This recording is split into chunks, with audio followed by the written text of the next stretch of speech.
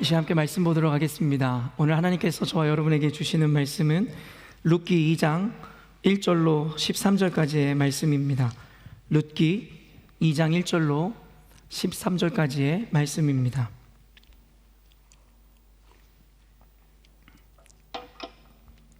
다 찾으신 줄로 알고요. 저와 여러분이 한 절씩 교독하도록 하겠습니다. 나오미의 남편 엘리멜렉의 친족으로 유력한 자가 있으니 그의 이름은 보아스더라. 모압 여인 룻이 나오미에게 이르되 원하건대 내가 밭으로 가서 내가 누구에게 은혜를 입으면 그를 따라서 이삭을 줍겠나이다 하니 나오미가 그에게 이르되 내 따라 갈지어다 하매 룻이 가서 베는 자를 따라 밭에서 이삭을 줍는데 우연히 엘리멜렉의 친족 보아스에게 속한 밭에 이르렀더라. 마침 보아스가 베들레헴에서부터 와서 베는 자들에게 이르되 여호와께서 너희와 함께 하시기를 원하노라 하니 그들이 대답하되 여호와께서 당신에게 복 주시기를 원하나이다 하니라. 보아스가 베는 자들을 거느린 사환에게 이르되 이는 누구의 소녀냐 하니 베는 자를 거느린 사환이 대답하여 이르되 이는 나오미와 함께 모압 지방에서 돌아온 모압 소녀인데 그의 말이 나로 베는 자를 따라 단 사이에서 이삭을 줍게 하소서 하였고 아침부터 와서는 잠시 집에서 쉰 외에 지금까지 계속하는 중이니이다. 보아스가 룻에게 이르되 내 따라 들으라. 이삭을 주우러 다른 밭으로 가지 말며 여기서 떠나지 말고 나의 소녀들과 함께 있으라. 그들이 베는 밭을 보고 그들을 따르라. 내가 그 소년들에게 명령하여 너를 건드리지 말라 하였느니라. 목이 마르거든 그릇에 가서 소년들이 길어온 것을 마실지니라 하는지라. 룻이 엎드려 얼굴을 땅에 대고 절하며 그에게 이르되 나는 이방 여인이거늘 당신이 어찌하여 내게 은혜를 베푸시며 나를 돌보시나이까 하니 보아스가 그에게 대답하여 이르되 내 남편이 죽은 후로 내가 시어머니에게 행한 모든 것과 내 부모와 고국을 떠나 전에 알지 못하던 백성에게로 온 일이 내게 분명히 알려졌느니라. 여호와께서 내가 행한 일에 보답하시기를 원하며 이스라엘의 하나님 여호와께서 그의 날개 아래에 보호를 받으러 온 내게 온전한 상 주시기를 원하노라 하는지라. 함께 읽겠습니다. 룻이 이르되 내 주여 내가 당신께 은혜 있기를 원하나이다. 나는 당신의 하녀 중에 하나와도 같이 못하오나 당신이 이 하녀를 위로하시고 마음을 기쁘게 하는 말씀을 하셨나이다 하니라. 아멘. 오늘은 룻기 본문 말씀을 통해서 기회를 잡을 준비라는 제목으로 하나님의 말씀을 증거하고자 합니다. 우리 앞뒤 옆분들 바라보시면서 환한 미소로 함께 사랑하고 축복합니다. 이렇게 인사하도록 하겠습니다.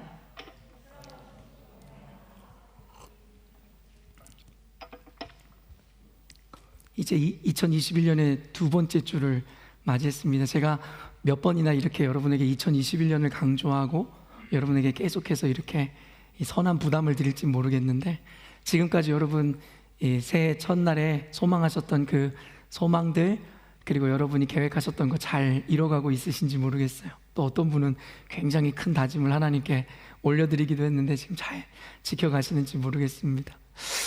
여러분 단골 메뉴가 있잖아요. 성경 읽기 말입니다. 어떻게 성경 읽기 지금까지 잘 오고 있으십니까? 제가 매일 성경 읽기 이렇게 하루하루를 따져보니 지금 창세기 한 중간 이상 정도는 가셨어야지 여러분이 지금 일독의 순서대로 읽고 계신 겁니다. 하루에 두세 장만 읽으면 되는데 이게 이틀, 3일 밀리잖아요? 그러면 포기하게 됩니다. 그래서 여러분 이 모든 인생의 계획도 마찬가지지만 성경 읽기도요 하루하루를 무시하고 여러분이 지나가면 이틀, 3일 되면 성경 읽기 절대 성공하지 못해요. 여러분 하루에 하루에 이 주어진 그 분량을 다 읽어내시면 고작 한 두세 장만 읽으시면 됩니다. 그래서 지금이라도 늦지 않았습니다. 창세기까지 한 20한 몇 장까지만 여러분이 읽으시면 그 순서에 맞거든요. 오늘 가셔서 20 몇 장 다 읽으셔서 이번에는 꼭 성경 일독 하셨으면 좋겠습니다. 늘 이야기하지만 우리가 성경 일독을 하는 것을 방해하는 이것이 무엇이에요? 바로 소위 말하는 재미없는 성경 때문입니다. 오늘 룻기도 마찬가지인데 성경은 쓰여진 기법들이 다양하거든요. 근데 오늘은 이 내러티브 기법을 사용해서 쓰여진 어떤 성경, 바로 룻기, 그러니까 이야기, 소설을 이야기하듯이 아니면 이야기를 전개하는 식의 이 기법으로 사용한 걸 우리는 이 내러티브라고 얘기하거든요. 창세기나 출애굽기도 마찬가지로 이 내러티브 기법으로 쓰여진 거예요. 그러다 보니까 창세기, 출애굽기는 읽기가 너무 재밌고 스펙타클하고 다이내믹한데 여러분 어때요?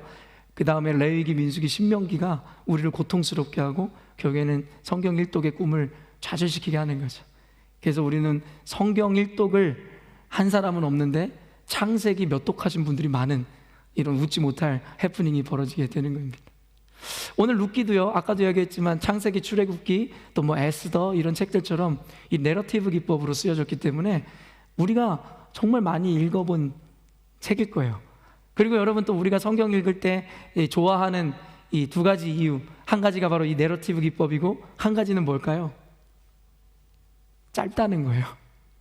그래서 이 룻기는요, 이 4장까지만 이루어진 책이거든요.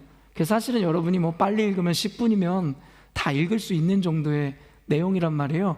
그러다 보니까 우리가 성경 일독할 때 창세기부터 시작하다가 힘든 분들은 어때요? 중간중간에 그래, 일독이 꼭 순서대로 할 필요 있냐 하면서 중간중간에 찾아가잖아요. 그러면서 우리가 공략하는 성경들이 바로 짧은 성경들이에요.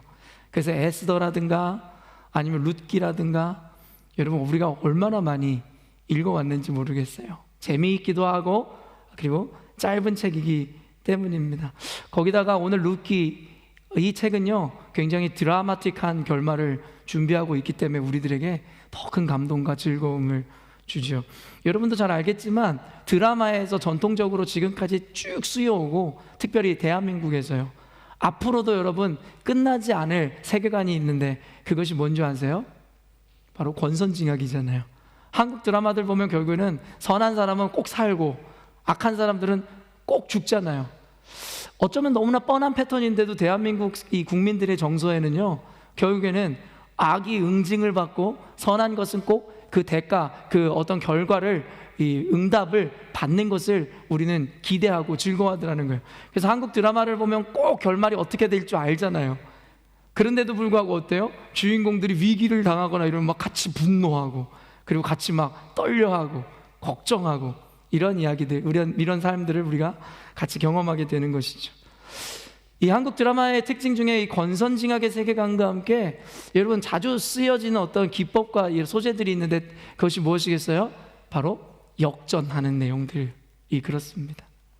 여러분 이 드라마를 보면서 처음에는 가난한 어떤 이 출신 내지는 정말 어려운 환경을 딛고 일어나는 어떤 소년, 소녀 내지는 주인공의 이야기를 통해서 결국엔 그가 극적인 반전을 이뤄서 나중에 재벌이 된다든가 성공을 이룬다든가 어떤 역전의 이야기들을 쓸 때에 우리는 거기서 우리가 경험하지 못한 간접적인 경험을 통해서 우리가 기쁨을 누리기도 하고 순간의 환희를 경험하기도 만끽하기도 하더라는 것입니다.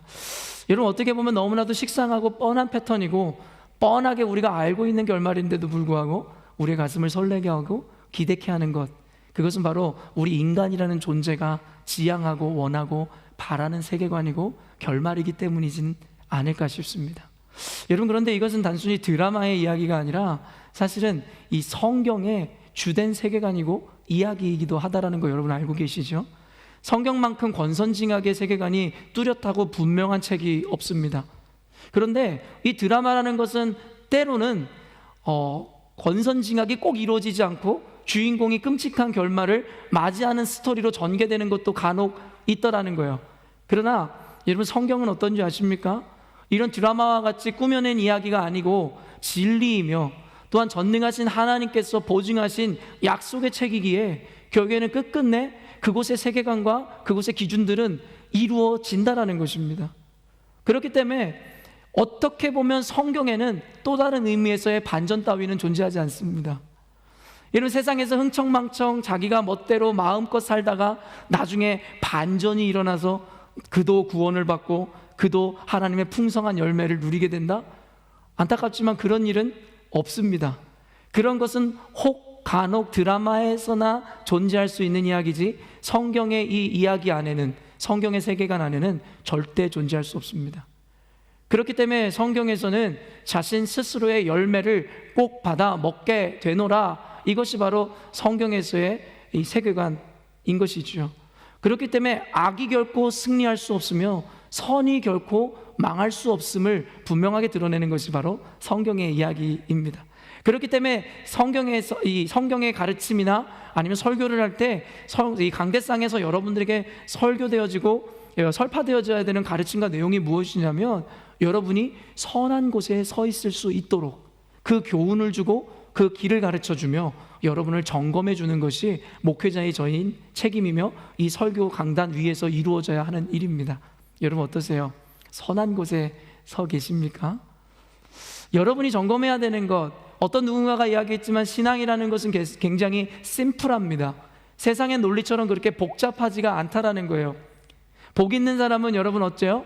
악인의 꾀를 쫓지 아니하고 이런 의인의 자리에 서 있는 자는 복이 있다고 이야기합니다. 세상의 논리와 원리대로 스펙을 가져야 되고 금수저로 태어나야 되고 세상의 어떤 가진 자들의 논리에 의해서, 힘의 논리에 의해서 뭔가 성공할 만한 사람들만 성공하는 그런 논리, 또한 그런 권모술수, 계략 따위가 필요 없는 것이 바로 성경의 세계관에서 이야기하고 보증하는 우리의 자세이고 태도인 것이죠. 그렇기 때문에 여러분 그리스도인이라면, 하나님을 믿는 분들이라면 여러분 복잡하고 골치 아프게 신앙을 그리고 성경을 대하실 필요가 없으세요. 여러분은 그저 내가 선한 자의 자리에 서 있는지 아니면 악인의 꾀를 쫓고 악인의 자리에 서 있지는 않은지를 점검하시면 될 뿐이라는 것입니다. 그리고 때로는 그 구분점이 모호하시기에 제가 성경을 기준으로 여러분들에게 제자 훈련을 하고 가르치고 성경에서 이야기하는 선과 악에 대한 기준을 가르쳐 드리는 것이죠. 그렇기 때문에 사랑하는 성도 여러분, 오늘도 선한 자리에 서 계심으로 말미암아 하나님께서 종국에 궁극적으로 주실 하나님의 구원과 축복을 모두 받아 누리시는 여러분 되시기를 주님의 이름으로 축원합니다. 아멘. 그리고 성경에서 이야기하는 또 다른 세계관이 무엇입니까? 하나님은 역전의 용사라는 것입니다. 성경의 이야기를 보면 대부분이 바로 이 역전의 이야기를 그리고 있다는 것, 여러분 알고 계세요? 권선징악뿐만 아니라 이 역전을 통해 결국엔 궁극적으로 역전의 드라마를 계속 성경에서 쓰시는 이유가 뭘까요? 우리 제자 양육 받으신 분들은 다 알지 않을까요? 그 궁극적인 이유와 목적이 무엇일까요? 바로 하나님이 영광 받으시기 원하신다라는 것이에요. 여러분, 인간이란 존재는 교만하여서 내가 가진 것, 내 건강, 내 스펙, 내 자랑할 만한 것으로 이뤄낸 결과는 하나님께 영광이 되지를 못합니다. 왜일까요? 아까도 이야기한 것처럼 교만하여 결국에 그것이 내 능력이고 그리고 내 부로 인함이고 나의 자랑으로 인함이라고 스스로 생각하고 착각함으로 자신이 영광을 빼앗아가기 때문입니다. 그렇기 때문에 우리는 기드온의 300용사의 이야기를 통해서도 알듯이 하나님께서는 도리어 가진 것도 없게 하심으로 그곳에서 역전을 일구시기를 원하십니다. 그래서 하나님 당신만이 영광을 받기를 원하시는 것이겠죠. 그리고 여러분, 신약시대로 넘어와도 이 세계관은 그대로 이어지는데, 예수님께서 처음 오셔서 찾아간 자들이 어떤 자들이지요? 바로 창녀이고 고아이고 가난한 자들, 사회적 약자들을 찾아가셨다라는 것이에요. 그러면서 예수님께서 말씀하신 것이 무엇이에요? 여러분, 건강한 자에게는 의원이 필요 없다라는 것이에요. 병이 있는 자들에게 의원이 필요하다. 나는 그래서 가난한 자, 질병이 있는 자 모두 통칭하여 죄인을 위해서 왔노라고 예수님께서 말씀하시죠. 물론 아까도 이 예수님께서 선언하신 바와 같이 정말 가난하고 그리고 굶주리고 그런 이들에게 구제가 필요한 것이고 병이 든 자에게 의원이 필요하기에 예수님이 그런 의미로 오셨다면 그들에게 또 꼭 맞는 의미라는 것도 맞는 이야기인 것입니다. 그러나 또 다른 의미에서는요, 예수님께서는 굳이 제자를 선택하시되 그때 당시에 별로 대접을 받는 자들이 아니라 어부들, 그리고 여러분 텍스 컬렉터, 도리어 사람들로 하여금 조롱당하고 손가락질 당하는 이들을 제자로 받으셨다라는 것이에요. 그 이유가 무엇일까요? 가난이 복이어서요? 아니면은 사회적 약자인 것이 자랑이어서일까요? 그렇지 않다라는 것이죠. 오히려 그들의 인생을 역전시킴으로 말미암아 세상 가운데 하나님의 영광을 나타내 보이시게 됐다라는 뜻이죠. 어떤 이 목회자들이나 학자들은 고지론이라는 것을 주장합니다. 고지론이라는 것이 무엇이냐면 높은 자리에 올라갈수록 그에게 힘이 생기고 영향력이 생겨 세상을 바꾸기에 좋다라는 개념의 논리입니다. 그러나 저는 이 고지론을 반대합니다. 예수님께서 일했던 방식은 세상의 힘이나 높은 지위가 아니었다라는 것입니다. 하나님께서는 도리어 가난한 자, 약자들을 통하여 세상의 군주들과 왕들의 마음을 녹이셨고, 포로로 끌려갔던 다니엘과 그 친구들을 통하여 그 한 국가의 왕이 하나님을 찬송케 하셨다라는 것이에요. 그럴 때에 하나님께서 영광 받으시기에 좋다라는 것입니다. 그렇기 때문에 이것은 단순히 물질적인 차원에서만 이야기하는 것이 아니라 여러분의 삶의 빈공함과 궁핍함, 어려움 가운데 있는 분들도 잘 들으셔야 하며, 그 외에도 삶의 환경은 풍족하지만 마음의 여러 가지 상처와 아픔으로 인해서, 또 가정의 여러 어려움으로 인해서 마음이 겸손해지신 분들도 잘 들으셔야 합니다. 왜냐하면 그때가 바로 하나님의 때이기 때문입니다. 그때가 바로 하나님께서 일하시기 시작하는 때이기 때문입니다. 그렇기 때문에 여러분의 그 가난으로부터 풍족함으로의 이 하나님의 바꿔주시는 은혜, 질병에서 강건함을 채워주시는 은혜, 마음의 상처로부터 온전케 되어주심을 허락하시는 은혜, 깨어진 가정이 회복되어지는 은혜, 그로 말미암아 하나님이 영광 받기를 원하신다라는 것이에요. 그렇기 때문에 다른 의미에서 여러분의 인생이 되는 일이 없고 여러 가지 어려움이 있고 육체적인 질병이나 가정, 교회, 삶, 국가 간의 어려움이 있다면 또 다른 의미에서 여러분 도리어 기대하시는 여러분 되셨으면 좋겠습니다. 왜일까요? 이제 역전의 용사이신 하나님께서 일하시기 시작할 것이기 때문입니다. 오늘 말씀의 주인공은 룻입니다. 이 룻의 이야기에는 바로 이 역전의 드라마가 그대로 잘 나타나는 책이라고 할 수 있습니다. 어떤 역전일까요? 물론 여러분도 룻에 대해서 잘 알고 있겠지만, 이 남편을 잃어버린 한 여인이 이제는 부자 사람을 만나서 결국엔 풍족한 삶을 누린다, 이 정도의 어떠한 역전의 드라마일까요? 조금 더 지식이 있는 분들은 결국엔 이 룻이, 이방 여인, 모압 여인 이 룻이 결국에는 예수님의 계보를 잇는 조상이 된다. 심지어는 마태복음의 예수 그리스도의 족보에 5명의 여인의 이름에 오르는 자가 된다. 그 정도의 영광을 생각하실 것입니다. 맞습니다. 그러나 우리가 성경의 배경을 살펴보면 어느 정도의 이 크기의 역전인지에 대해서 알 수 있게 될 것입니다. 이 오늘 본문을 읽어보면요, 본문에 이 본문에 드러나지 않지만 룻기 1장 1절을 보면 이 시대 배경을 이야기하고 있는데, 바로 사사들이 치리하던 때라는 이 시대적인 배경을 이야기합니다. 정확히 어떤 사사들이 이 치리하던 때인지는 알지 못하지만 확실한 것은 바로 사사들이 다스리던 시점이었다라는 것이죠. 근데 여러분 알고 있지만 사사기는 어떤 영적인 이 배경을 갖고 있다라고 알고 있죠? 가장 어둡고 가장 영적으로 무너진 상태였다라고 이야기합니다. 국가적으로도 마찬가지고 윤리적으로 도덕적으로도 가장 혼란스럽고 어두웠던 시기를 바로 이 사사 시대라고 이야기합니다. 여러분도 잘 알겠지만 당시에는 왕이 존재하지 않았어요. 족장 시대를 넘어 이 사사 시대에 접어들어서는 사사들이 그 민족들을 통치하는 시기였거든요. 그러나 이 신학자들이 이야기하는 것과 같이 당시의 사사들, 여러분이 잘 알고 있는 여러분 뭐 온니엘이라든가 또 여러분 기드온이라든가, 여러분이 마지막 사사로 이해하고 있는 삼손도 마찬가지입니다. 여러분 모두가 그리 거룩하거나 영적이거나 신앙적인 사람들이 아니었다라는 거예요. 한 민족을 다스리는 치리자인데도 그들은 영적 지도자가 아니라 단순히 군사 지도자였다라고 신학자들은 이야기합니다. 그렇기 때문에 우리는 삼손도 마찬가지고 그 외에 입다 선지자도 마찬가지고 여러분 기드온 선지자도 마찬가지고 결국엔 그들의 연약함이 여과 없이 사사기에 드러나게 되더라는 거예요. 하나님을 절대적으로 신뢰하는 지도자들이 아니었다라는 거예요. 다만 한 명을 제외하고 여러분 잘 알고 있겠지만 삼손이 마지막 사사가 아니라 사사기의 끝에 등장하는 이는 삼손이지만 사실은 그 다음에 이루어지는 사무엘상에서 마지막 사사는 사무엘이었음을 분명히 밝히죠. 그러나 이 사무엘만이 다른 사사들과는 구별되어지는 사사였어요. 이는 이 영적인 지도자였다라는 것입니다.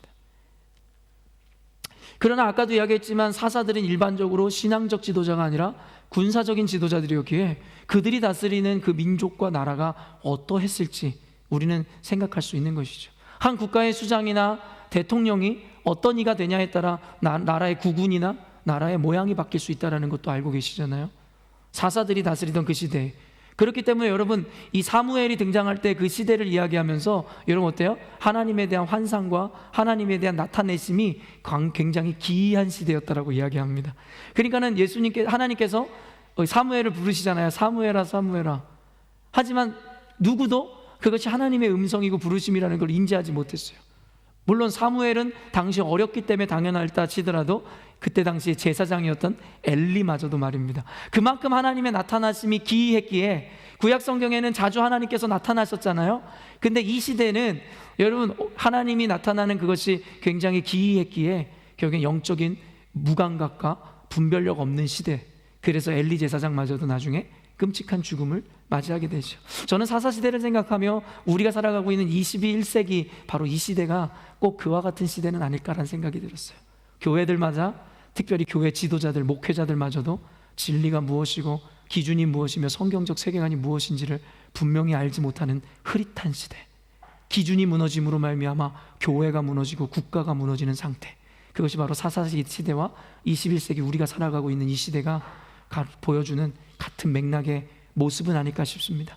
여러분, 사사들이 치리했기에 신앙적으로, 도덕적으로, 종교적으로 혼란스럽고 어두웠던 시기였다라는 것을 여러분이 기억해야 합니다. 바로 룻이 살아갔던 시대가 그와 같은 시대였습니다. 그러면서 또 여러분 나오는 이 내러티브를 살펴보면 어떤 이야기가 나오죠? 이 나옴이라는 여러분 시어머니가 등장하잖아요. 물론 이 시어머니를 중심으로 이 이야기가 전개되게 되는데요, 이 나옴이라는 여인이 있는데 사실은 그에게 남편이 있는데 남편 이름은 우리가 기억조차 못할 정도로 별로 주목받는 사람이 아니죠. 그 이름은 뭐냐면 엘리멜렉이라는 사람입니다. 이 엘리멜렉을 우리가 기억하지 못하는 이유는 단순해요. 등장하자마자 죽으니까요. 그런데 여러분, 이 엘리멜렉이라는 이 영적으로 무지한 이 가정에 리더가 세워질 때 나타났었던 더 끔찍한 결과가 무엇이었을까요? 아까도 얘기했지만 여기에 있는 우리 남편분들, 가장들은 잘 들으셔야 됩니다. 하나님께서 남편분들을 가장으로 세우시고 그 가정의 머리로 세우신 이유가 있습니다. 남성분들이 이 신앙적인 중심이나 인생의 중심을 바로잡지 못하면 가정은 무너지게 되어 있습니다. 여권 신장을 이룬 시대, 그래서 남녀 평등을 외치는 시대입니다. 물론 남녀는 평등합니다.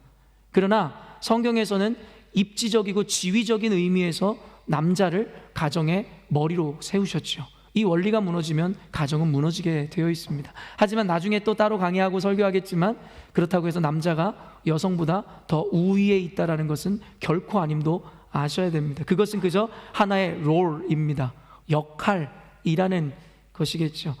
사사들이 잘못 치리했기에 이 이스라엘이 무너지고 있었듯이 도덕적으로, 종교적으로, 결국에 이 엘리멜렉이라는 이 가장으로 인해서 그 가정에 어떤 어려움이 오게 됩니까? 바로 이 가나안을 떠나게 되더라는 것입니다. 여러분, 이 엘리멜렉은 어디 가문의 사람이죠? 생각해 보셔야죠. 지금 바로 나오셔야죠. 유다 지파겠죠. 왜냐하면 예수님의 계보를 잇는 자가 되었잖아요. 기업 물을 자의 전통에 의해서. 나중에 다루도록 하겠습니다.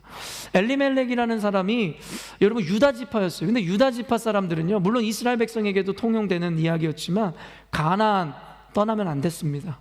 가나안 땅은 어떤 땅이었는데요? 약속의 땅이라는 거예요.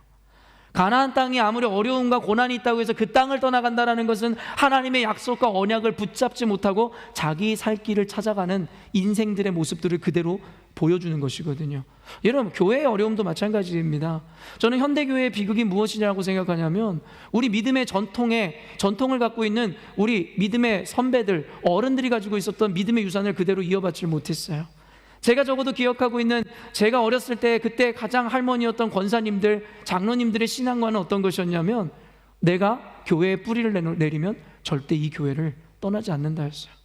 심지어는 어떤 분들은 이 지사장으로 어떤 지역으로 발령이 받아서 여러분 부산인가로 나아갔는데요, 그분은 매 주일마다 비행기를 타고 와서 예배를 드리셨습니다. 청년 중에 여러분, 제가 살고 있었던 건 서울의 외곽 지역이었는데 인천에서 2시간 동안 지하철을 타고 와서 예배 1시간 드리고 2시간을 돌아가는 청년 자매도 있었습니다. 그러나 여러분이 어렸을 때를 비교하더라도 여러분 지금 이 시대의 교인들의 모습이 어떻습니까? 특별히 이민교회의 교인들의 모습이 어떤 줄 아세요? 교회 알기를, 죄송하지만 모두가 그렇진 않지만 우습게 알죠. 교회를 자신의 편리를 위해서 다니는 이들이 있죠. 첫째, 이민사에 와서 어려울 때 뭐 도움받을 거 없을까? 둘째, 어려운 이 시대의 삶을 살아가면서 혹시 신이라는 존재가 나에게 복을 주시지는 않을까? 그래서 그들이 교회를 찾는 조건은 단순하잖아요. 큰 교회, 편의시설 잘 되어 있는 교회, 에어컨 빵빵하고 누구도 나를 몰라봐줘서 예배만 드리고 쉽게 빠져나갈 수 있는 교회. 그러다가 여러분 교회에 문제나 어려움이 생기면 어떨까요? 이 물 빠지듯이, 썰물이 빠지듯이 결국엔 어떻습니까? 교회를 빠져나가 또 다른 교회를 찾아다니죠. 여러분 이민교회를 다니는 분들 중에 교회 한 군데 다녀본, 다 한 군데만 다녀본 분만이 거의 없을 거예요. 이곳저곳 옮겨 다니며. 근데 그런 분들의 특징이 뭔지 아십니까? 어떤 교회도 만족할 교회를 못 찾는다는 거예요. 왠지 아세요? 그 마음엔 언제든 옮길 준비를 하고 있거든요. 내 유익에 맞지 않으면, 내 기분에 맞지 않으면, 그리고 교회가 나에게 뭔가 주지 않으면, 그리고 어려움이 있으면 같이 이겨내서 교회를 지켜야겠다라는 개념 자체는 없습니다. 그게 바로 가나안을 떠나는 여러분 이 백성들의 모습과 똑같다는 것이죠. 하나님께서 우리 교회를 세우셨습니다. 믿으십니까? 하나님께서는 우리 교회를 통해서 이루실 비전이 있으세요. 그래서 세우셨죠. 그렇다라는 것은 고난과 어려움은 있을지언정 하나님은 우리 열린문교회를 절대 버리시지 않는다는 거예요. 믿으십니까? 그렇기 때문에 과정에 어려움은 있을 수 있으나 끝까지 그 약속을 붙잡음으로 그 교회를 지켜내는 이들이 있을 때에 결국에는 하나님께서는 그 교회를 통해 영광 받으시고 교회를 통해 이루시고자 하는 비전을 이뤄내시죠. 여러분 현대교회 교인들이 회복해야 되는 것이요 바로 교회 사랑하는 마음입니다. 가정에 어려움을 겪는다고 해서 가정을 쉽게 내버리지 않잖아요. 그런데 왜 교회는요? 이 엘리멜렉이라는 영적 무지한 가장으로 말미암아 이뤄진 일은 약속의 땅, 벗어나면 안 되는 곳을 벗어났다라는 것입니다. 그래서 하나님의 약속으로부터 벗어나게 되죠. 그로 인해서 여러분 주어지는 것이 필연적으로 그 가문에 들이우는 저주와 같은 일들입니다. 물론 이것을 단순하게 받아들이거나 적용해서는 안 되지만 성경에서 이 이야기를 풀어내는 이유가 있습니다. 룻기를 통해서 우리에게 그들이 맞이하게 되는 비극은 결국엔 하나님의 약속의 땅을 벗어난 이들에게 주어지는 그 비극에 대해서 우리에게 강조하고 싶은 것이었고, 결국엔 그들이 하나님 안으로 입성했을 때 주어지는 축복. 사실은 배경적으로만 살펴봐도 오늘 성경에서 은혜가 많아요. 지금 본문으로는 들어가지 않는데 배경으로만 이야기해도 말입니다. 여러분 이들이 이제는 나중에 나오미라는 이름의 뜻이 뭐죠? 나의 기쁨, 내가 기뻐하는 자라는 뜻을 갖고 있습니다. 그러나 나중에 이 나오미가요, 이 남편과 그리고 자식들을 다 잃어버리고 그 며느리 룻과 함께 다시 예루살렘, 이 베들레헴으로 입성하게 된단 말이에요. 그때의 사람들이 그가 돌아온 것을 보면서 나오미가 왔구나 이런단 말이에요. 그랬더니 나오미가 뭐라고 이야기하죠? 너희들은 나를 나오미라 부르지 말라고, 하나님이 나를 버리셨다고, 하나님이 우리 가문을 버리셨다 이야기하면서 너는 나를 마라라고 부르라고. 여러분 마라가 뭐죠? 여러분 마라 하면 생각나는 게 뭐가 있습니까? 마라의 쓴물이잖아요. 이 마라 거의 여기서 유래되는 이 마라는 건 쓰라림, 괴롭다라는 뜻입니다. 그렇기 때문에 여러분 이 나오미의 인생은요 철저하게 무너지고 갈데없는 자가 되어 여러분 패배자의 모습으로 억지로 어떻게 보면 속된 말로 기어서 들어간 것이 바로 가나안 땅으로의 재입성이었다라는 거예요. 그래서 그는 그의 비참함을 이야기하며 나는 하나님의 기쁨이 아니다, 나는 더 이상 기쁨이 아니다, 나는 괴로움이다, 쓴물이다, 하나님 나를 버리셨다 이야기하더라는 것이죠. 근데 여러분 놀라운 일이 이루어지죠. 오늘 배경으로만 지금 은혜를 나누는데요, 하나님께서 다시금 가나안 땅으로 들어간 그들의 인생 가운데 하나님 개입하심으로 그들의 인생을 다시 복되게 하시더라는 거예요. 사실은 이 이야기만으로도 여러분 우리가 고백할 수 있어야 되는 믿음이 뭔지 아세요? 주님 안에 거하시라는 것입니다. 교회 안에 견뎌내시라는 것이에요. 여러분 예수님은 성경에서 뭐라고 이야기하죠? 나는 포도나무고 너희들은 가지라고 이야기합니다. 그 의미가 뭔지 아세요? 너희들은 그냥 붙어라도 있으라는 거예요. 대단한 신앙적인 어떤 사명, 대단한 신앙이 아니어도 붙어라도 있으라는 거예요. 왜요? 내가 포도나무기 때문에 너희들이 붙어만 있어도 자양분과 영양을 공급해 주시겠다. 이게 하나님이 주시는 축복입니다. 여러분 그렇기 때문에 세상에 나아가 어려움이 있고 풍파, 모진 세월들을 여러분이 마주하게 된다 해도요 그로 인해 실족하지 마세요. 혹 실족하더라도요 교회를 떠나지 마세요. 믿음을 떠나지 마세요. 하나님을 버리지 마세요. 여러분 견디세요. 붙어 계세요. 있는 것만으로도 하나님의 은혜가 여러분들에게 개입되기 시작한다라는 것이요. 그래서 우리가 주변 사람들을 누구를 만나는지가 중요하다 이야기했습니다. 이게 성경의 세계관입니다. 롯이 그러하였듯이 내 주변에 하나님의 사람이 있다면 같이 덩달아 복을 받게 되어 있습니다. 별것 아니어도 말이에요. 우리 교회가 하나님 앞에 복을 받는 교회잖아요. 이 교회에 발을 들이고 있는 것만으로도 하나님 복을 주신다는 걸 믿으십니까? 우리 열린문교회가 그런 교회입니다. 우리 열린문교회가 그렇게 하나님께 쓰임받을 교회입니다. 그런 의미에서 여기에 나와 앉아있는 여러분들 있는 것만으로도 하나님의 복을 받으신 줄로 믿으시기 바랍니다.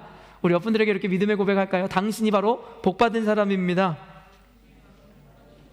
여러분이 이곳에 앉아있다는 것만으로도 2021년에 이미 하나님의 복이 주어졌다는 거 믿으십니까? 우리 열린문교회는 하나님의 말씀과 온전한 진리를 붙잡고 나아가는 교회이기 때문입니다. 결국엔 여러분 엘리멜렉을 통해서 가나안에 빠져나와 그들이 찾은 땅이 어디예요? 바로 모압이라는 이방의 땅입니다. 그들이 저지른 두 번째 잘못 무엇일까요? 이방 여인과 결혼하더라는 것입니다. 여러분 이것은 철저하게 구약의 율법에서 반대하고 금하는 일이었습니다. 믿지 않는 자, 하나님을 모르는 자와 같이 만나 가정을 이루는 것, 하나님께서 절대적으로 금지하는 일이었고, 그리고 그것을 어겼을 때 어떤 일이 일어났는지는 우린 너무나 잘 알고 있죠. 솔로몬이 그러하였고, 그죠? 그리고 여호사밧 왕이 그러하였고, 너무나도 많은 비극을 초래하는 일들이 있었습니다. 사랑하는 열린문교회 성도 여러분, 그래서 신약시대에도요 이와 같은 가르침은 지속적으로 여러분들에게 전달되고 있는 것이죠. 믿지 않는 자와 멍해를 함께하지 말라는 것이요. 죄송합니다. 이곳에 앉아 계신 분들 혹은 이곳에 계신 분들의 이 배우자나 누군가가 믿지 않는 분이라면 지금 이 말을 오해하시면 서운하실 수 있겠지만 그런 의미는 아닙니다. 성경에서는 알기 전에 지은 죄와 알고 나서 지은 죄에 대해서 분명히 구분하고 있습니다. 그러면서 신약 성경에서도 사도 바울이 가르치는 것이 무엇이에요? 너희가 혹시 이 사실을 깨닫지 못함으로 믿지 않는 자와 같이 혼인을 하거든 깨버리지 말고 지켜내라는 거예요. 혹 하나님께서 너로 인하여 그 배우자를 구원해 주실지 알지 못하기 때문이라고. 그럼에도 불구하고 이걸 통해서 우리가 잘못 깨달으면 그럼 믿지 않는 사람 만나서 내가 전도하면 되겠네, 그런 개념을 설명하는 것이 아니라 이 내용을 알지 못한 채 만났다면 가정을 무너뜨리지 말고 그들을 전도하기 위해 노력하라는 것이고, 이 사실을 알았다면 너희들은 절대 믿지 않는 자와의 가정을 이루지 말라고 이야기하는 거예요. 여러분 죄에 대해서 이야기하는 게 뭔지 아시죠? 로마서에서 이야기하듯이 율법이 주어지기 전에는 죄가 죄인지 뭐가 선인지에 대한 구분점이 없었다는 거. 왜요? 기준이 없고 법이 없으니까요. 법을 알고 난 다음에라야 우리에게 선악의 구분이 생기는 것입니다. 이전에는 우리가 믿지 않는 자와 결혼하는 것 문제 아니라고 생각하셨다면 여러분 성경에서 결코 그렇게 이야기하고 있질 않아요. 여러분의 자녀들, 이제 여기 계신 분들은 다 결혼하신 분들이잖아요. 여러분의 자녀들이요 믿지 않는 자와 함께 멍에를 매게 하지 마세요. 그것은 성경의 세계관의 기준에서 가르치는 일이 아닙니다. 왜냐하면요 믿지 않는 자 자체가 저주받은 자여서가 아니라 여러분 내 신앙 하나 우리가 건사하기 힘든데 내가 내 와이프 내 남편의 신앙을 책임지겠다고요? 그것만큼 교만함이 어디 있습니까? 여러분 믿음은, 신앙은 내가 갖고자 해서 주어지는 것이 아니라 하나님이 주셔야지만이 되는 거예요. 그런데 내 배우자에게 구원을 내 마음대로 줄 수 있다? 여러분 예수를 믿지 않음과 믿는 것 때문에 갈등을 겪으시는 분이 얼마나 많으세요? 제가 어렸을 때만 해도요 제가 무엇을 제일 부러워했다고 얘기했어요? 믿지 않는 가문에서 태어났기 때문에 필연적으로 핍박이 있었어요. 제가 부러워했던 건 남에게는 당연한 것이었어요. 아이들이 식판을 가지고 밥을 타러 가면 그 권사님 엄마, 집사님 엄마들이 밥을 퍼가지고 어이구 내 새끼라고 하면서 주는 그게 너무 부러웠어요. 남에게는 당연한 것인데 믿지 않는 가정에 태어난 저에게는 여러분 너무나 과분한 일이었어요. 제 소원이 뭐였다고요? 2박 3일 수련회를 가는 거였어요. 저는 갈 수가 없었어요. 교회를 몰래 다녔기 때문이에요. 남들에게는 당연한 일이고 어떤 이에게는 등 떠밀어 가라 해도 가지 않는 일인데 저에게는 소원이었다고요. 여러분 왜 고통을 스스로 짊어지려 하시냐라는 거예요. 특별히 그게 남편, 와이프, 가족이라면 그 고통이 얼마나 극심하게요. 이것은 단순히 사업에 대한 것도 아니고 비즈니스에 대한 게 아니라 영생에 대한 문제이기 때문에 여러분이 근심을 스스로 얻음으로 인해서 여러분의 인생을 괴롭히지 마세요. 지금이라도 여러분 자녀들을 똑바로 교육하셔서 믿지 않는 자와의 결혼을 막으셔야 합니다. 저를 꼰대 같다 이야기할 수도 있을 거예요. 영적으로 신앙적으로 너무 보수적이라 이야기할 수도 있을 거예요. 그렇게 말씀하셔도 괜찮습니다. 이는 흡사 하나님께서 여리고성의 헤렘법, 진멸법이란 걸 통해서 남녀노소 수창과 우양 할 것 없이 다 쳐죽임으로 말미암아 세상 사람들에게 비아냥과 조롱을 당했던 것과 똑같을지 모르겠어요. 그러나 하나님께서 그런 비인격인 것을 자초하면서까지 그 백성들에게 이루시고자 했던 것이 무엇이에요? 사랑하는 자녀들을 지켜주고 싶었던 거예요. 우상으로부터요.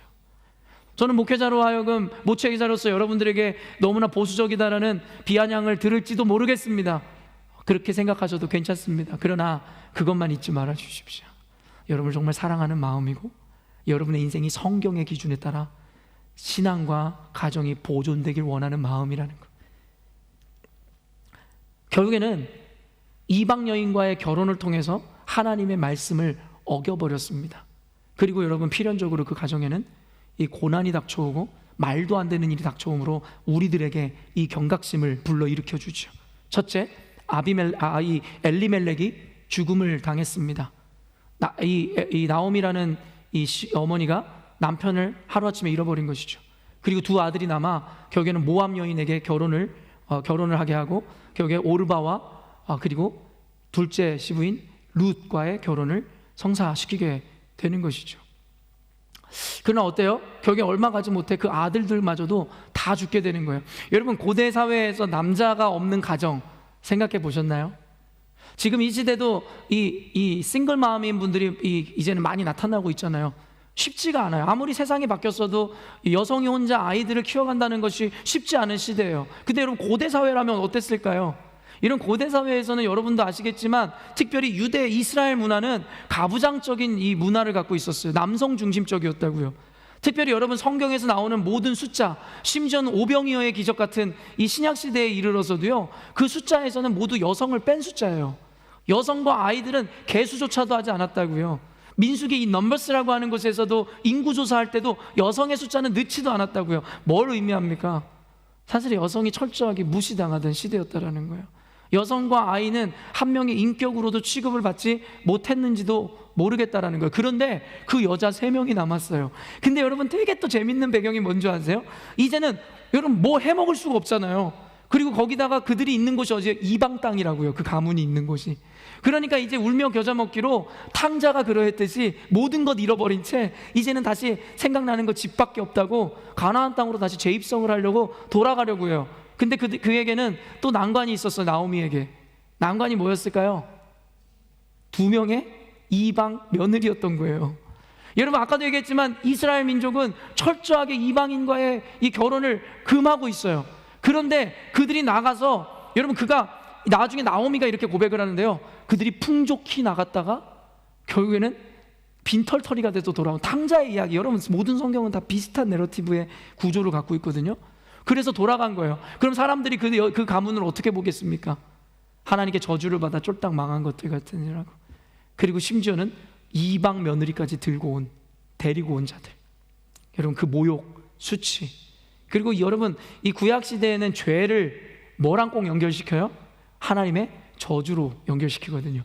그래서 질병이 있거나 장애가 있거나 이 죄인이라는 어떤 직업을 가진 모든 이들은 하나님께 저주받은 자라고 손가락질 당했단 말이에요. 그러면 나오미의 인생, 그 며느리들이 펼쳐갈 인생들은 보지 않아도 여러분 뻔한 것이겠죠.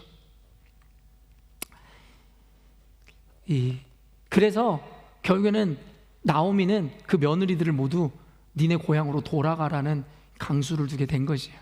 사실은 어떤 의미에서 나오미가 진짜 그 두 며느리를 생각하는 마음이었을 수도 있고, 인간의 또 악한 본성을 생각할 때 어떻게 보면 나오미가 자기라도 살려고 한 것인지도 모르겠어요. 그 의도는 정확히 모르겠지만 여러분은 어떻게 생각하십니까?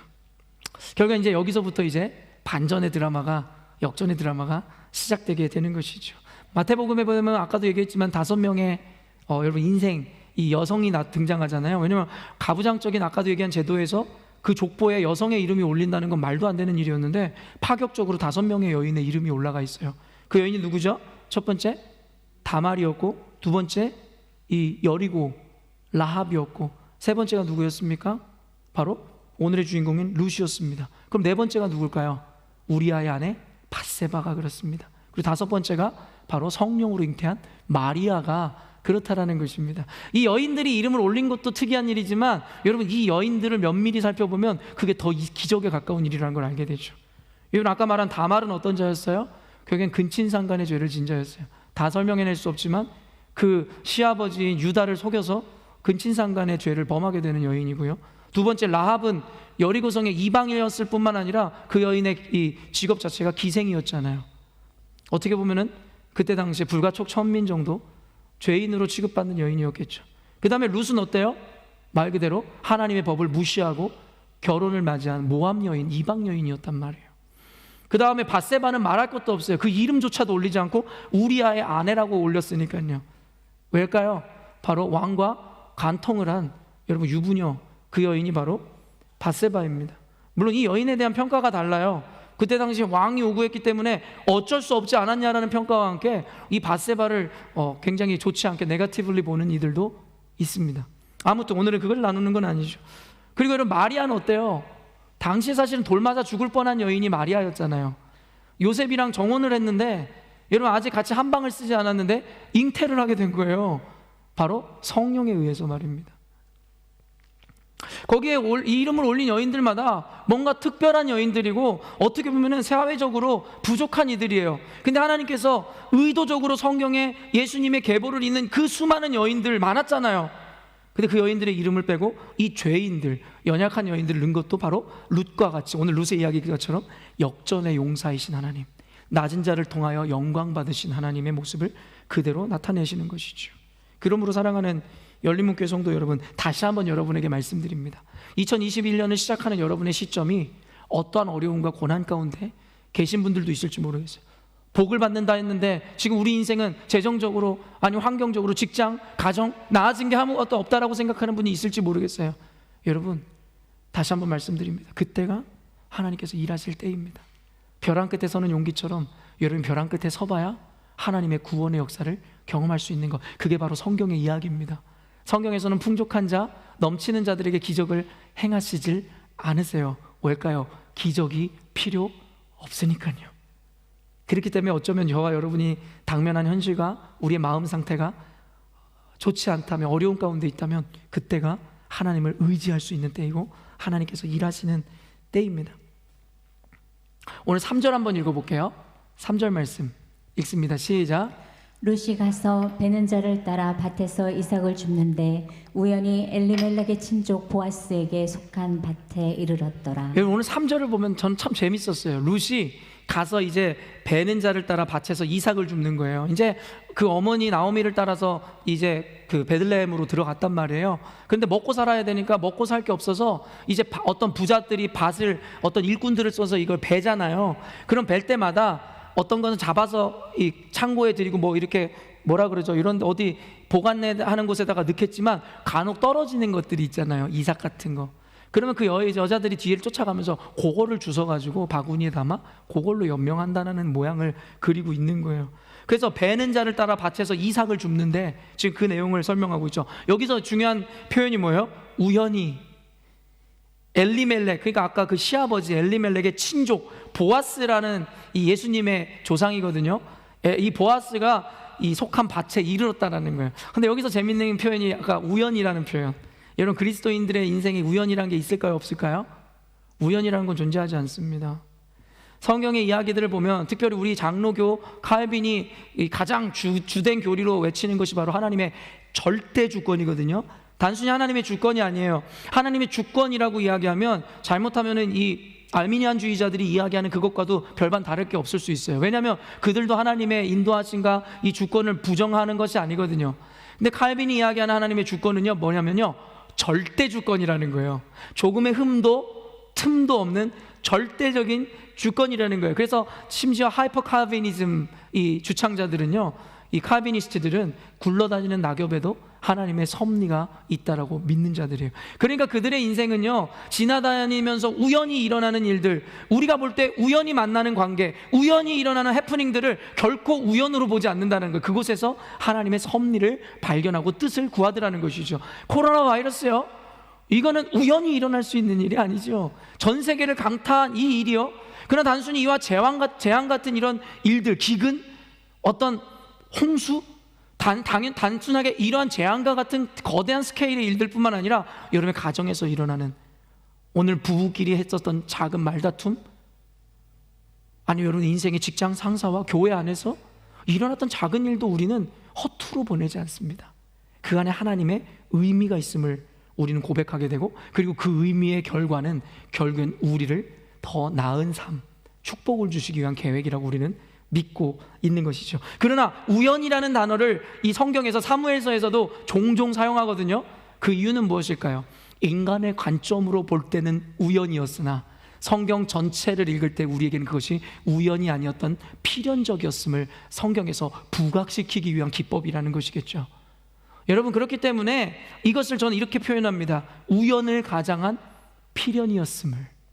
여러분, 우리 인생 가운데 우연 같은 건 없어요. 그것이 좋은 일, 바른 일, 아름다운 일뿐만 아니라 때로는 좋지 못한 일, 어려운 일, 고된 일, 누군가의 잘못으로 이루어진 것만 같은 일이라 할지라도 우연이 아닙니다. 그것에는 철저한 하나님의 계획과 섭리가 있다라는 것이에요. 그리고 그 계획과 섭리의 끝에는 뭐예요? 가장 좋은 것으로 주시고자 하는 아버지의 마음이 있다라는 것이에요. 여러분 하나님의 자녀이고 그리스도인입니다.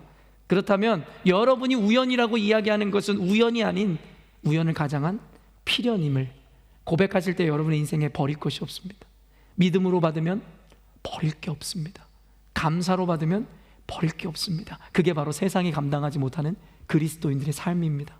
환경에 의해서, 감정에 의해서 좌지우지되지 않는 삶, 하나님의 절대적인 주권을 믿음으로 말미암아 있든지 없든지, 되든지 안 되든지, 받든지 안 받든지 늘 하나님께 감사하는 삶, 그게 바로 믿음으로 받으면 버릴 것 없는 삶, 하나님의 주권을 인정하면 결코 실망과 낙담이 없는 늘 평안과 자유에 이르는 하나님의 축복인 것이겠죠.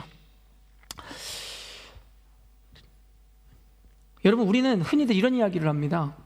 인생에 있어서 기회는, 큰 기회가 3번 정도 온다고. 그런 얘기 듣잖아요. 신앙적인 이야기는 결코 아닙니다. 그러나 인생을 살아본 선배들이 보니까, 인생 살아보니까 한 3번 정도는 큰 기회가 있더라. 그러면서 후배들에게 하는 조언이 뭐예요? 왔을 때 놓치지 말라는 거예요. 그 기회를 잡아내야 된다. 그 기회 못 잡으면 성공이랑은 거리가 멀다라고 비근하게 이야기하는 이야기이겠죠. 저는 이게 꼭 성경적인 이야기는 아니지만 일리는 있는 이야기라고는 봅니다. 왜요? 하나님께서는 누구에게나 기회를 주신다라는 것입니다. 어떠한 형태든 어떠한 모양이든 기회를 주신다라는 것이에요. 즉 여러분에게도 기회가 올 것입니다. 이미 받은 분들도 있겠지만 아직 받지 못했다라고 생각하는 분들 기회가 올 것입니다. 3번이요? 아니요.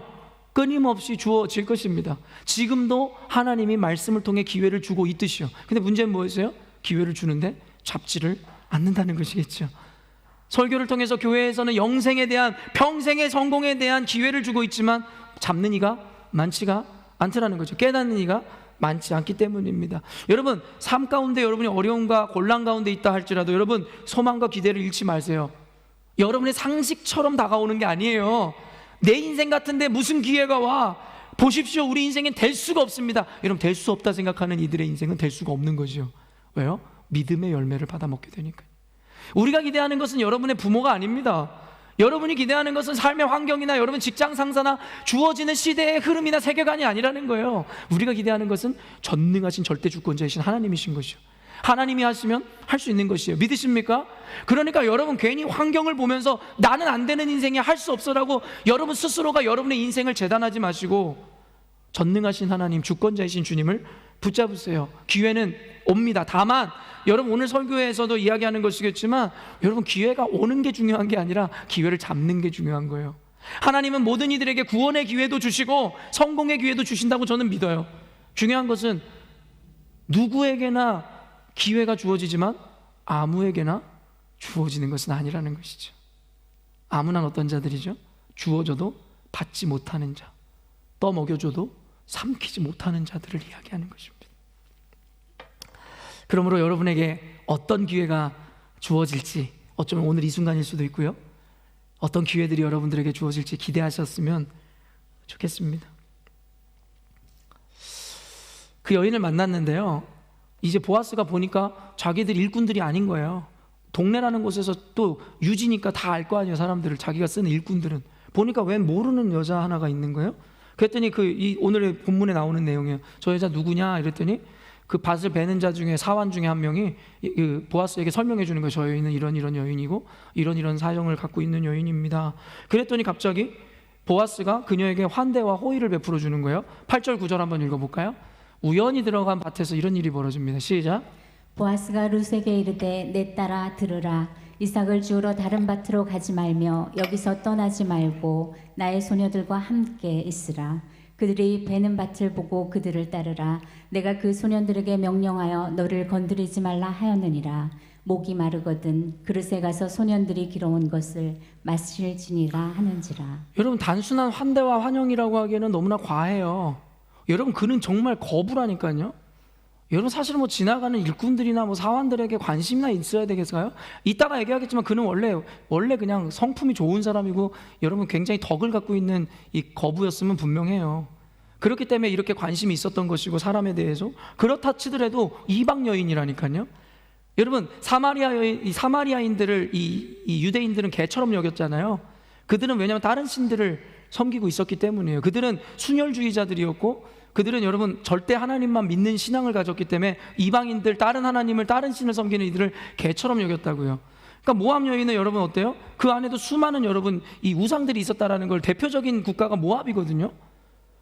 우상을 섬기는 여자였어요. 그리고 모든 저주와 실패로 들어온 여인이었고요. 근데 환대를 하는 거예요. 내 밭에서 이제 딴 데 가지 말라고 그 여인에게 사업체를 마련해 주는 거예요. 딴 데 빌어먹으러 다니지 말고 너는 그냥 안정되게 보장된 데서 이제는 너 주어라. 그러면서 물 떠 먹을 때도 그냥 내 종들이 소년들이 길러온 거 그냥 떠 먹어라. 이런 굉장한 환대겠죠. 근데 그 다음 포인트가 중요해요. 우리는 늘 와 이런 환대가 이런 축복이 우리 인생에 있게 하여 주시옵소서. 이게 바로 기복주의적인 현대 교회의 이게 단순한 메시지예요. 대부분의 목회자들이 이걸 전해요. 여러분의 인생 가운데 이런 게 주어질 것입니다. 여러분이 힘도 쓰지 않고 아무것도 한 게 없지만 여러분에게 이런 은혜가 있을 것입니다. 여러분 그런 은혜 같은 건 없어요. 인과응보, 제가 잘 못하는 consequence라는 단어. 여러분 모든 것은 과정이 있기 때문에 결과가 있는 것이고 성경에서는 철저하게 그것을 따라요. 그래서 예수 그리스도를 십자가에 못 박아 죽이신 거예요. 여러분 하나님은 천지를 창조하신 분이에요. 믿으시죠? 말씀으로요. 죄인을 구원하는 거 말로 못했을까요? 아니요. 근데 예수님은 스스로 만든 그 인과응보의 법칙을 하나님이 스스로 저버릴 수가 없어서 독생자 예수를 죽이시면서까지 그 로직을 완성시키신 거라고요. 하물며 우리 인간에게 그냥 떨어지는 은혜가 있을까요? 절대 없습니다.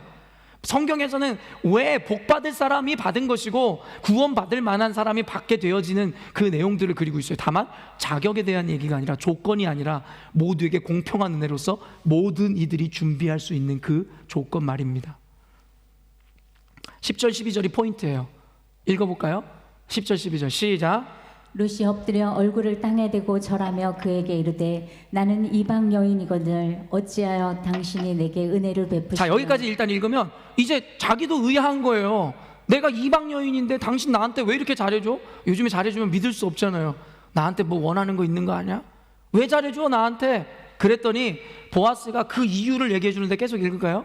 시작. 보아스가 그에게 대답하여 이르되 내 남편이 죽은 후로 내가 시어머니에게 행한 모든 것과 첫째 이거예요. 내 남편이 죽은 후로 네가 시어머니에게 어떻게 했는지를 알고 있다. 그리고 두 번째 읽어주세요. 내 부모와 고국을 떠나 전에 알지 못하던 백성에게로 온 일이 내게 분명히 이게 포인트입니다. 내 남편을 잃고 네 시어머니에게 어떻게 했는지를 내가 알고 있고, 둘째 너가 전혀 전에는 알지 못하던 백성들에게 돌아온 일을 내가 알고 있다라는 거예요. 이런 보아스도 대단하고 룻도 대단한 게 이제 여기서 시작되는 것이에요. 저는 보아스가 사실은 진짜 대단한 것 같아요. 거기에서 이런 의미를 발견해내는 영적인 통찰력. 현대 그리스도인과 목회자들이 잃어버린 것이겠죠. 상황을 상황으로만 보지 그 안에 담겨져 있는 의미와 의도를 보지 못하는 것. 성경을 읽을 때도 그저 눈에 보이는 구절만 읽지 그 안에 숨겨져 있는 의도를 보지 못하는 영적인 무지함. 바로 사사시대에 일어났던 일들이 이 시대에 일어나고 있는 거죠. 저는 여기서 보기를 원하는 거예요. 내 남편이 죽은 후로 내 시어머니에게 행한 모든 것이 뭐냐는 거예요. 뭘까요? 여러분 그럼 바로 이렇게 나오죠. 효도요. 그렇지 않습니다. 여러분 저는 이 룻기에 대해서 목회자들이 설교할 때 제일 안타까운 게 바로 그 포인트예요. 무조건 어버이날만 되면은 꼭 어버이 주일만 되면은 룻기를 갖다 놓으면서 부모에게 효도한 사람이 어떻게 복을 받는지 봐라. 여러분, 여기서 포인트는 하나도 그 효심이 아니에요. 효심이라는 건 물론 포함된 개념이에요. 왜냐하면 십계명에서도 내 부모를 공경하라. 하나님에게는 그 십계명에서 하듯이 부모를 공경하는 것을 굉장히 중요한 사실으로 맞이하는 것은 맞아요. 근데 룻기에서는 단순히 그의 효심이 부각되는 게 아니에요. 그저 곁가지에 붙어 있는 거죠. 그럼 제일 중요한 게 뭘까요? 효심으로 인해서 구원을 받는다? 그런 개념은 없어요, 성경에서. 효도에서 우리가 구원을 받을 수 있나요? 그럴 수 없어요. 여러분 잘 보세요. 그것은 바로 효심이 아니라 신앙에 대한 이야기였어요. 신앙. 여기 되게 이제 성경에서는 우리에게 그 신앙을 이해시키기 위해서 굳이 두 명을 등장시켜요. 물론 이건 역사적 사실이에요. 근데 전 하나님께서 왜 그 가문을 선택하셨는지에 집중한다고요. 일부러 수천 년이 지난 우리가 성경을 볼 때 어떻게 볼지를 알고 있었기 때문에 일부러 선택하신 게 두 명의 여러분 이 며느리였어요. 왜요? 비교하시려고. 그래서 우리에게 온전한 것을 더 부각시키려고. 그래서 바로 이 오르바라는 여인을 등장시키는 거예요. 금방 사라지게 되는 여인이죠. 둘 다 효심이 있었습니다. 효심이었다면 여기까지예요. 이제 나오미가 그 사람들을, 야, 니네 남편도 죽고 나도 이제 남편도 잃고 너희들에게 후사를 줄 수 없다. 나 이제 늙었다. 너희들에게 아들을 줘서 니네들 우리 가문을 이어갈 수 없어. 돌아가. 그리고 혹 있다 하자. 성경에 나오거든요, 1장에. 내가 이제 아이를 낳는다 한들 언제 키워서 너희들에게 줄까? 그땐 기업 물을 자 전통이 있었다는 거 알잖아요. 못하는 거예요. 그러니까 우린 소망 없다. 우리 가족은 망했다. 우리 가문은 저주받았다라고 얘기하면서 너네 가서 니네 살 길 살아. 니네 편한 고향으로 돌아가. 이 이야기를 하고 있는 거예요. 그러니까 둘 다 안 된다고 하다가 결국에는 어머니의 설득에 오르바는 돌아갔고 룻은 끝까지 어머니를 쫓았다라는 거예요. 효심 때문에요? 절대 아니라는 것이죠. 여러분, 여기서 이제 이 포인트가 너무 중요하지만 넘어갈게요. 룻기 1장 10절 한번 볼까요? 룻은 이렇게 이야기합니다. 룻기 1장 10절 시작. 나오미에게 이르되 아니니이다. 우리는 어머니와 함께 어머니의 백성에게로 돌아가겠나이다. 여러분, 하는지라. 자기 고향으로 간 오르바의 고백과 다르게 룻은 뭐라고 이야기해요? 저는 어머니를 이렇게 홀로 보낼 수가 없습니다. 어머니를 볼필해주고 어머니를 먹여 살려야 되기 때문에 이런 얘기를 했나요? 아니에요. 아니니이다. 어머니와 함께 어머니의 백성에게로 돌아가겠나이다. 그 백성이 어떤 백성이에요? 하나님의 백성에게 돌아가겠다. 이스라엘 백성에게. 여러분, 이스라엘 백성은 이미 고대 근동 지역에서 유명한 백성들이었어요. 얘네들은 신앙으로 살아가는 민족이었거든요. 주변에서도 이상하게 기이 여기는. 그래서 이스라엘 백성에게 돌아간다는 건 곧 여호와 하나님께로 돌아간다는 것과 똑같은 이야기였겠죠. 그때에 이 나오미도 그렇고 다 만류해요. 이게 원래 두 며느리가 같이 고백했던 이야기거든요. 어머니의 백성에게로 돌아가겠나라고. 둘 다 신앙의 고백 같죠. 근데 중요한 것은 신앙이라는 것. 이걸 나중에 나눴으면 좋겠습니다. 생각만 한다고, 여러분 그렇게 믿는다고 그게 중요한 게 아니라 끝까지 지켜내야지 그가 승리하는 거. 요한계시록의 메시지예요. 둘 다 똑같이 어머니의 백성들에게 가겠노라 이야기했지만 한 명은 실패하죠. 룻기 1장 13절이에요. 시작. 너희가 어찌 그들이 자라기를 기다리겠으며 어찌 남편 없이 지내겠다고 결심하겠느냐. 내 딸들아, 그렇지 아니하니라. 여호와의 손이 나를 치셨으므로 나는 너희로 말미암아 더욱 마음이 아프도다. 너희 때문에 더 마음이 아프다, 소망이 없다라고 얘기했을 때 룻기 1장 14절 계속 이어질게요. 시작. 그들이 소리를 높여 다시 울더니 오르바는 그의 시어머니에게 입맞추되 룻은 그를 붙쫓았더라. 여러분, 오르바는 떠나가고 어디로 갔을까요? 모압으로. 모압은 어딜까요? 우상 숭배의 원산지로 간 거죠. 그리고 룻은 어디로 갔을까요? 하나님의 백성에게로, 하나님께로 돌아갔다라는 것입니다. 사랑하는 성도 여러분, 교회에는 알곡과 가라지가 있고 두 부류의 성도가 있습니다. 같이 교회에 나와 있지만 모두가 같은 교인이라고 이야기하지 않는 것이죠. 하나님의 은혜를 맛보고도 여러분 세상으로 돌아간 대마와 같은 자들, 그런 이들을 성경에서 뭐라고 이야기하죠? 용서받지 못할 자들이라 이야기합니다. 사랑하는 성도 여러분, 여러분이 이미 돌아갈 수 없는 강을 건넜습니다. 예수를 믿는다는 거는요, 여러분 철저한 각오와 함께 넘어온 거예요. 근데 다시 세상으로 돌아가는 일은 있어서도 안 되고 있으면 안 되는 일입니다. 여러분 한번 예수를 믿기로 결정했다면 여러분 이 길로 가십시오. 이 길로 정하여 끝까지 하나님의 구원을 이루셔야 됩니다. 룻기 1장 15절입니다. 그러면서 계속 읽으면 가겠습니다. 시작.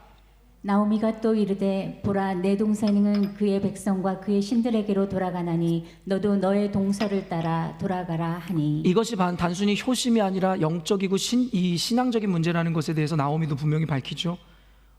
봐라, 내 동서는 그의 백성과 우상 숭배하는 백성과 그의 신들에게로 돌아가나니, 다시 세상으로 우상에게로 돌아가나니 너도 너의 동서를 따라 돌아가라. 그랬을 때 여러분, 룻의 고백입니다. 1장 16에서 17절. 여러분 이거 잘 보시면서, 오늘 이게 결론인데 여러분의 신앙을 고백하세요. 시작. 룻이 이르되 내게 어머니를 떠나며 어머니를 따르지 말고 돌아가라 강권하지 마옵소서. 어머니께서 가시는 곳에 나도 가고 어머니께서 머무시는 곳에서 나도 머물겠나이다. 어머니의 백성이 나의 백성이 되고 어머니의 하나님이 나의 하나님이 되시리니 어머니께서 죽으시는 곳에서 나도 죽어 거기 묻힐 것이라. 만일 내가 죽는 일 외에 어머니를 떠나면 여호와께서 내게 벌을 내리시고 더 내리시기를 원하나이다. 여러분, 룻은 알고 있었습니다. 무엇이 진리의 길이고 생명의 길이고 무엇이 여러분 진정한 축복의 길인지를요. 사생 결단을 하는 것이죠. 어머니 나를 떠나라고 절대 말하지 마십시오. 어머니 가는 곳에 나도 가고 어머니 백성이 있는 곳에 어머니 제가 함께 있으며 어머니의 하나님이 나의 하나님이 될 것이고, 여러분 그리고 뭐라고 그래요? 내가 만약에 이곳을 떠나면 나도 거기서 묻힐 것인데 이곳을 떠나면 여호와께서 나에게 이 벌하시기를 원하노라. 사생 결단인 것이죠. 절대 물러서지 않겠다고. 어머니 효심 때문이 아니라 이것은 신앙의 문제이고 구원의 문제이기 때문이라는 것을 분명히 밝히고 있는 것이죠. 그는 자신의 고향과 백성을 버리고 어머니의 고향과 백성을 선택했으며 그들이 따르던 신을 버리고 하나님 여호와를 선택했던 것이에요. 13절 읽을까요? 오늘 본문 13절 시작. 룻이 이르되 내 주여 내가 당신께 은혜 입기를 원하나이다. 나는 당신의 하녀 중에 하나와도 같지 못하오나 당신이 이 하녀를 위로하시고 마음을 기쁘게 하는 말씀을 하셨나이다 하니라. 여러분 결국에는 오늘 본문의 마지막 결론이었잖아요. 결국엔 당신의 하녀 중에 하나 같지도 못한, 그것보다도 못한 인생을 당신이 이 하녀를 위로하시고 마음에 기쁘게 하는 말씀을 하셨나이다. 여러분 이게 뭔지 아세요? 복음입니다. 죽을 수밖에 없는 죄인, 더 밑바닥이 없는 죄인들에게 그들의 인생을 기쁨과 환희로 바꾸신 하나님, 여러분 인생의 역전을 이루신 하나님, 그것이 바로 복음이었고 오늘 룻에게는 보아스의 그 환대가 복음이었던 것이에요. 여러분 그래서 눈물밖에 없었던 그들의 가문이 기쁨이 되는데, 이게 바로 복음이 드러날 때, 아까도 얘기했지만 또 얘기하지 않겠지만 나오미가 그의 이름을 회복하는 순간인 거예요. 마라라고 부르던 그의 인생이 이제는 빛이 비춰오기 시작하는데, 바로 룻을 통해서. 시편 30편 11절 마지막으로 큰 소리로 함께 읽겠습니다. 시작. 주께서 나의 슬픔이 변하여 내게 춤이 되게 하시며 나의 베옷을 벗기고 기쁨으로 띠띠우셨나이다. 여러분 이게 바로 하나님의 백성들, 구원의 백성들에게 주어진 은혜입니다.